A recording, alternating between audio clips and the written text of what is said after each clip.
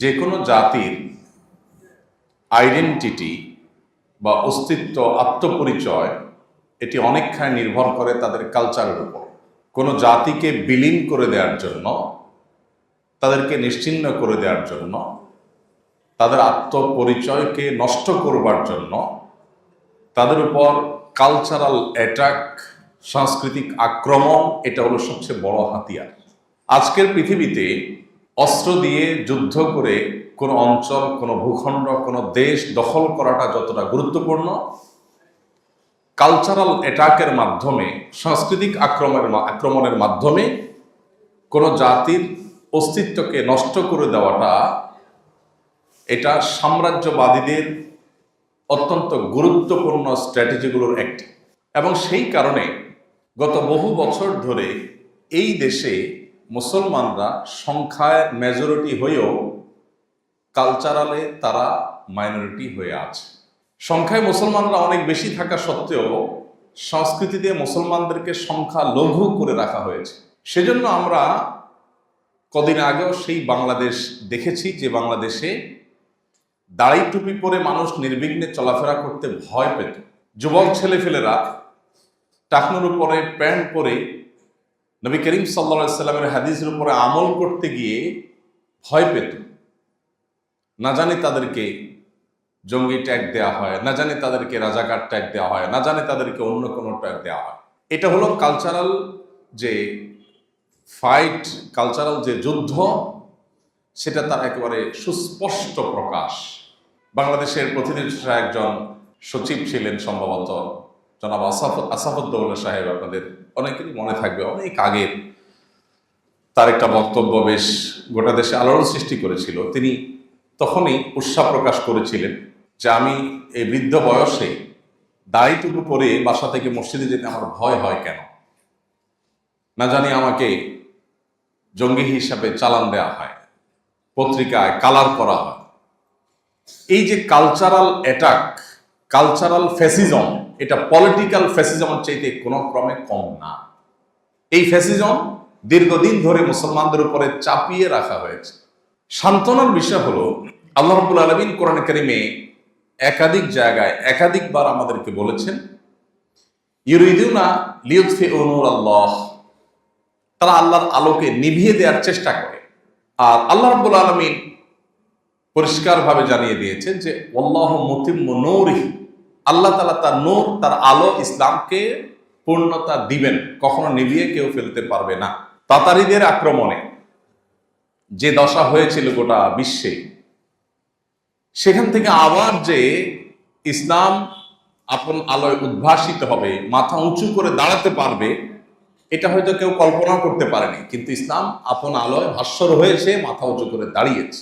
Cultural ফ্যাসিস্টরা বিভিন্ন পত্রিকা, বিভিন্ন মিডিয়া, বিভিন্ন প্ল্যাটফর্মের মাধ্যমে বুদ্ধিজীবী পরিচয় ধারণ করে, মুখোশ ধারণ করে তারা এদেশের মানুষের উপরে সাংস্কৃতিক আগ্রাসন চালিয়েছে, সাংস্কৃতিক অত্যাচার চালিয়েছে, সাংস্কৃতিক জুলুম করেছে।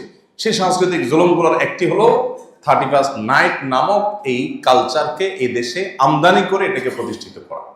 এই কালচারের সাথে এদেশের মানুষের ভাষা, এ অঞ্চলের মাটি ও মানুষ, এ অঞ্চলের ধর্ম, কোনো কিছুর কোনো ন্যূনতম সম্পর্ক, কিন্তু সেটাকে এমনভাবে প্রতিষ্ঠিত করা হয়েছে যে 31st নাইট যেন এদেশেরই একটা কালচার। এইভাবে ভিনদেশি কালচার আমাদের দেশে আমদানি করা হয়েছে কোনো ক্লু ছাড়া। ধর্ম এটা একটা কালচারের উৎপত্তি স্থল। ধর্ম থেকে কালচার মানুষ ধারণ করে। প্রত্যেকটা অঞ্চলের মানুষের কিছু মাটি এবং মানুষের কিছু কালচার থাকে। ইসলাম মাটি এবং মানুষের কালচারকে যতক্ষণ পর্যন্ত কোরআন সুন্নাহর সাথে সাংঘর্ষিক না হয়, সেটাকে ইসলাম স্বাগতম জানায়, নিষেধ করে না।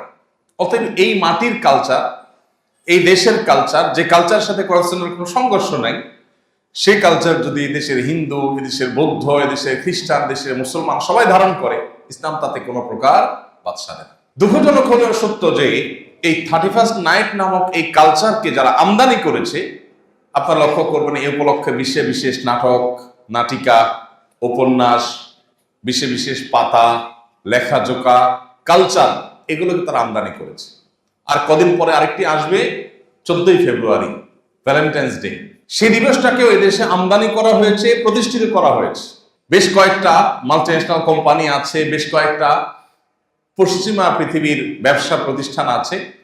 তারা দেখবেন এদেশে সে সমস্ত সংস্কৃতিগুলোকে আমদানি করবার জন্য তারা মিলিয়ন মিলিয়ন ডলার খরচ করে। এই 14ই ফেব্রুয়ারি উপলক্ষে দেখবেন পত্রপত্রিকা, টেলিভিশনগুলো যেইভাবে তাদের প্রচারণা চালায়। আমি শুধুমাত্র একটা এক্সাম্পল প্রায় দিয়ে থাকি, ওয়াজ মাহফিল। এটা এই মাটির কালচার, এই দেশের কালচার। এটা আরবে নাই, এটা অন্যান্য মুসলিম কান্ট্রিগুলোতেও নাই, এটা এই মাটির কালচার। এই ভারতবর্ষের, এই অঞ্চলের কালচার, বাংলাদেশ, ভারত, পাকিস্তান, এই অঞ্চলে মুসলমানদের কালচার হলো ওয়াজ মাহফিল। এই ওয়াজ মাহফিলের কালচারের বয়স কত? 20 বছর, শতাধিক বছর ধরে, শত শত বছর ধরে বরং এদেশে ওয়াজ মাহফিলের কালচারটা প্রতিষ্ঠিত আছে। ওয়াজ মাহফিলের এই কালচারটি, এই সংস্কৃতি, এই রসম, এই প্রচলন, এটা শত শত বছর ধরে এদেশে চলে আসছে এবং এখনো পর্যন্ত এটা এই সমাজের সবচেয়ে পাওয়ারফুল গণমানুষের জমায়েত, সবচেয়ে পাওয়ারফুল গণমানুষের আয়োজন ওয়াজ মাহফিল। একটা ওয়াজ মাহফিল আয়োজন করার জন্য সামান্য একটু প্রচেষ্টা করে আয়োজন করে ফেলে যে কোনো এলাকার মানুষ, সেখানে হাজারো লাখো মানুষ সমবেত হয়, সবাই যার যার পকেটের টাকা খরচ করে আসে। একটা ছোট্ট মেলা সামলাতে গিয়ে থানা, পুলিশ হিমশিম খেয়ে যায়। লাখো মানুষের ওয়াজ মাহফিল সামলাতে গিয়ে কোনো পুলিশের প্রয়োজন হয় না।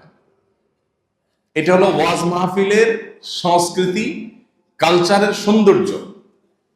কিন্তু আমাদের মিডিয়াগুলোতে, টেলিভিশন চ্যানেল, পত্রপত্রিকাগুলোতে আপনি বাংলাদেশের মাটি এবং মানুষের এই সংস্কৃতি নিয়ে তেমন কোনো নিউজ, রিপোর্ট, পজিটিভ উপস্থাপন আপনি দেখতে পাবেন না, নেগেটিভটা পাবেন।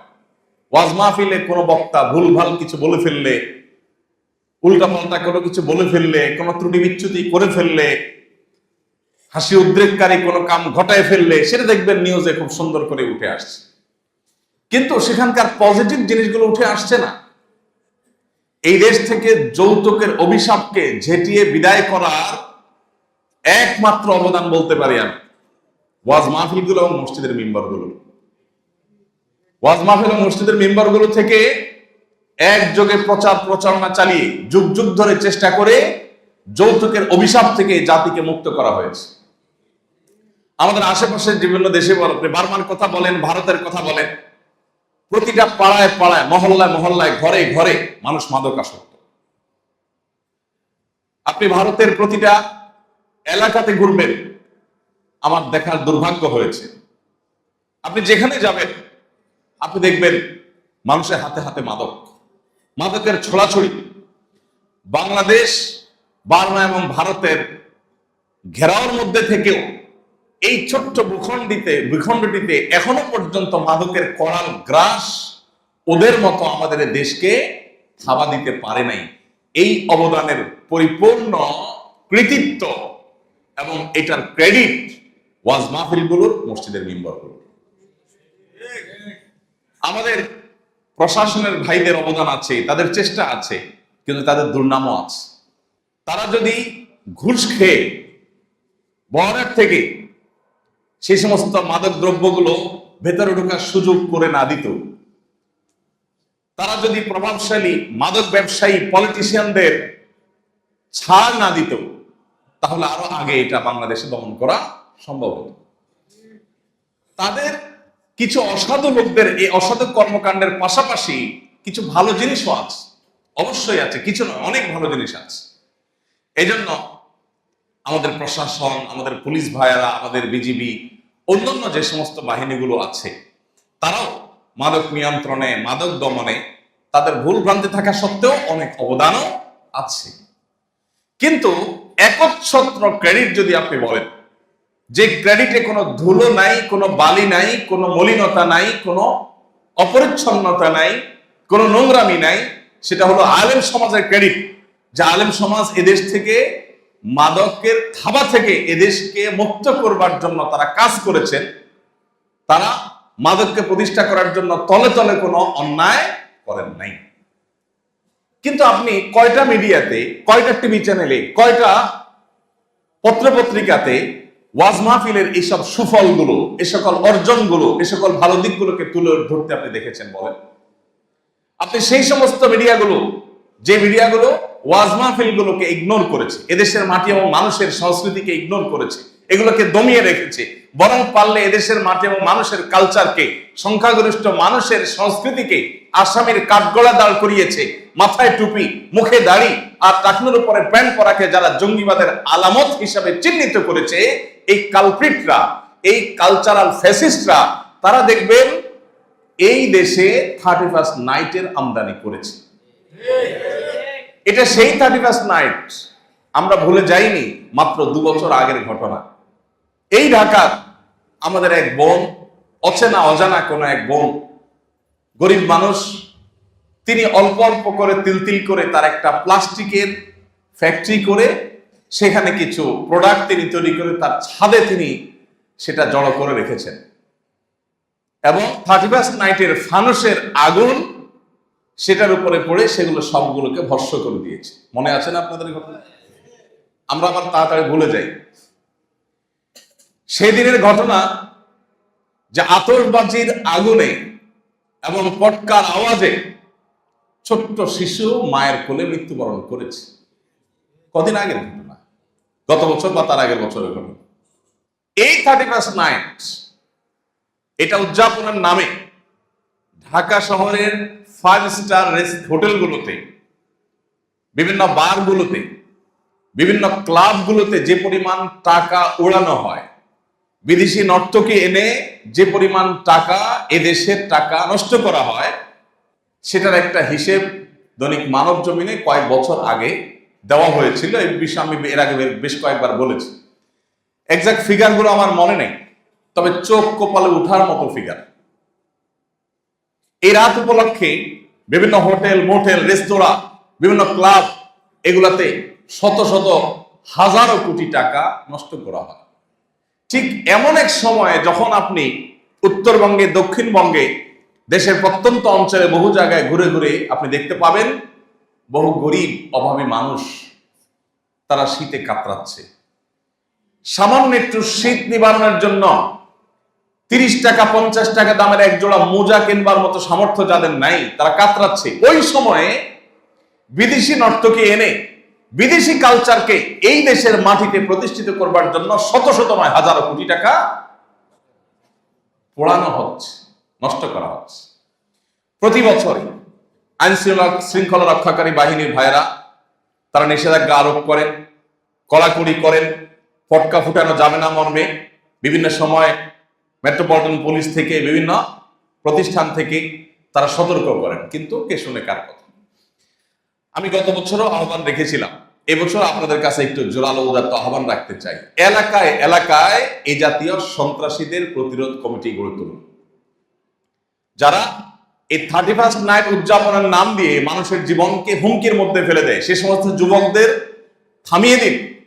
এই বছর বিশেষ করে পটকা ফোটানো, আতশবাজি করা, এটা পরিষ্কারভাবে নিষিদ্ধ ঘোষণা করা হয়েছে।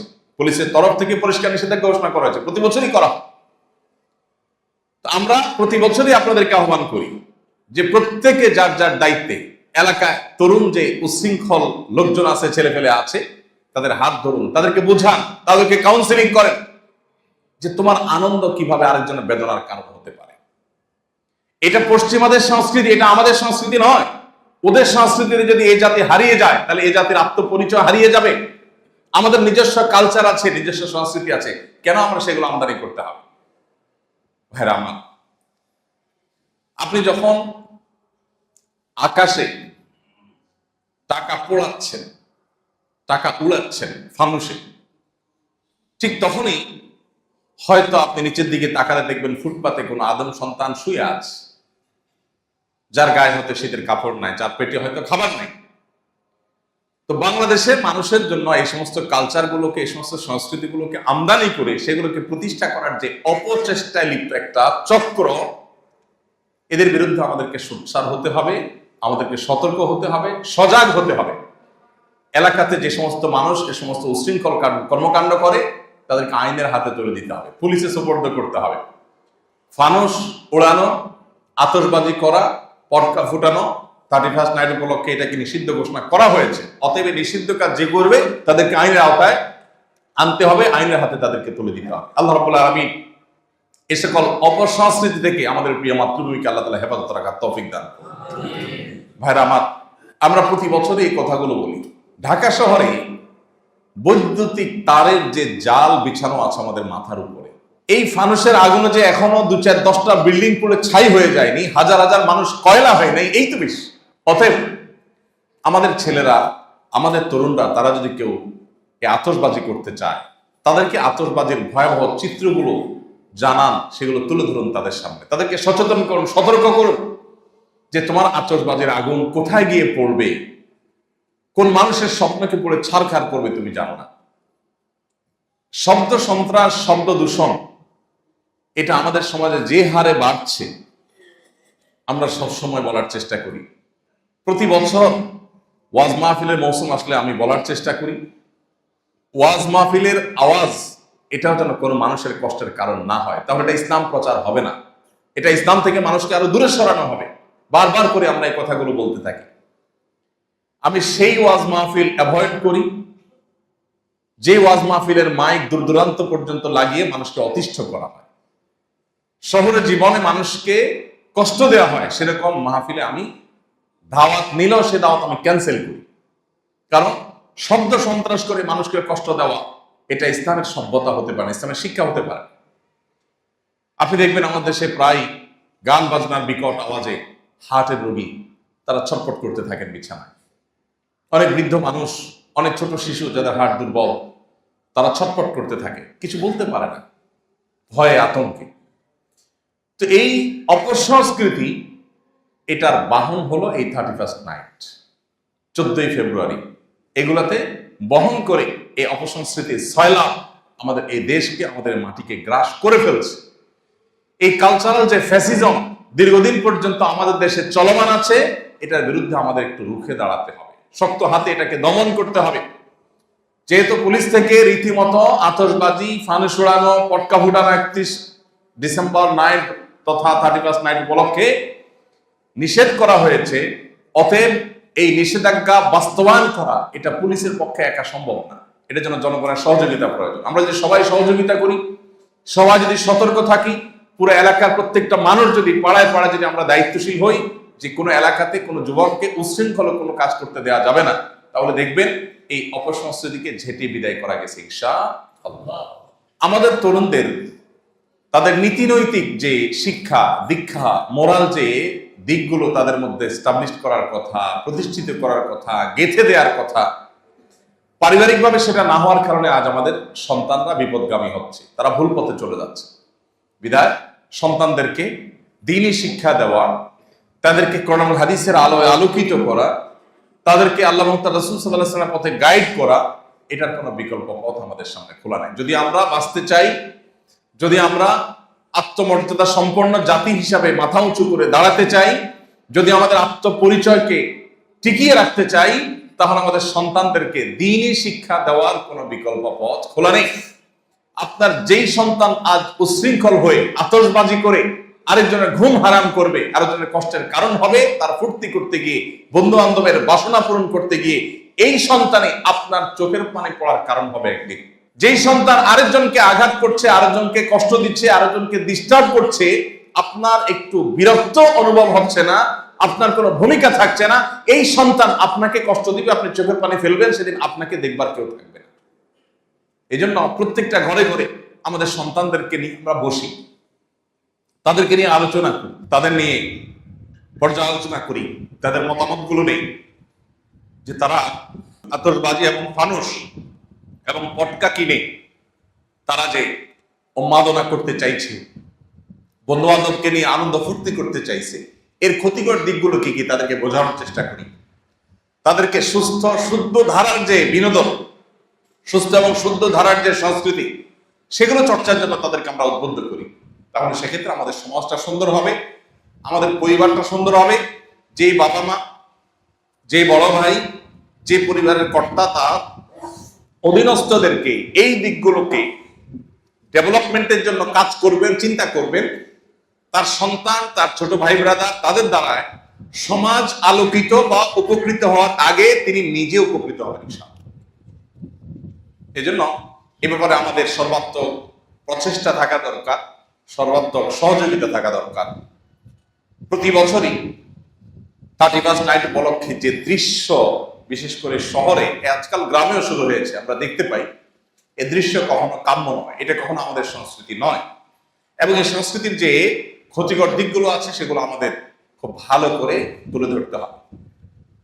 কালচারাল ফ্যাসিজম মোকাবেলা করার জন্য আমাদেরকে নতুন করে একটু প্রস্তুতি নিতে হবে, কাজ করতে হবে। এই দেশে বিবাহ বহির্ভূত সম্পর্কের এই কালচারকে নাটক সিনেমার নাম দিয়ে এস্টাবলিশ করা হয়েছে, আমরা টেরও পাইনি। এখন আমাদের ছেলেমেয়েরা বফ গড বলতে কোনো ন্যূনতম তাদের হেজিটেশন হয় না। স্বামী স্ত্রী এই শব্দ, এই পরিভাষাগুলো, এগুলো যেরকম খুব কমন এবং স্বাভাবিক, আজকাল এই গার্লফ্রেন্ড বয়ফ্রেন্ড এই শব্দগুলো অনেকটা সেই রকম স্বাভাবিক শব্দে পরিণত হয়ে গেছে সমাজে।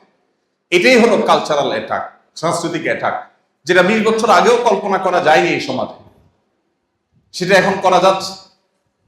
এগুলো যারা আমদানি করেছে তাদের দেখানো নাটক, সিনেমা, নোবেল, উপন্যাস, এগুলো আপনার আমার মতো অনেক মানুষ হয়তো উপভোগ করেন।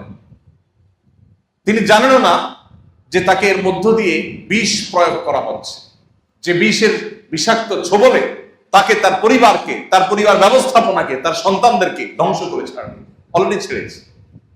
ভাইরা আমার, এই জন্য এই সাংস্কৃতিক আগ্রাসন, এটা টুল হিসাবে যে সমস্ত মিডিয়াগুলো ব্যবহার করা হচ্ছে, এদেরকে চিনে রাখতে হবে। এরা ভিনদেশী কালচারকে এদেশে প্রতিষ্ঠিত করতে চায়, এদেশে মানুষকে গোলাম বানাতে চায়, দাস বানাতে চায়। ওলামা ইকরাম চিৎকার করে করে বলে, কিন্তু খুব কম মানুষের কানে পানি আসে। সর্বনাশ যখন হয়ে যায় তখন মানুষ টের পায়। আল্লাহ রাব্বুল আলামিন আমাদের প্রিয় স্বদেশকে সকল প্রকার আগ্রাসন থেকে, রাজনৈতিক আগ্রাসন, সাংস্কৃতিক আগ্রাসন, অর্থনৈতিক আগ্রাসন, সকল প্রকার আগ্রাসন থেকে আল্লাহ তাআলা হেফাজতে রেখে আমাদের প্রিয় স্বদেশকে আপন আলোয় নিজস্ব স্বকীয়তা নিয়ে মাথা উঁচু করে দাঁড়াবার তৌফিক দান করুন।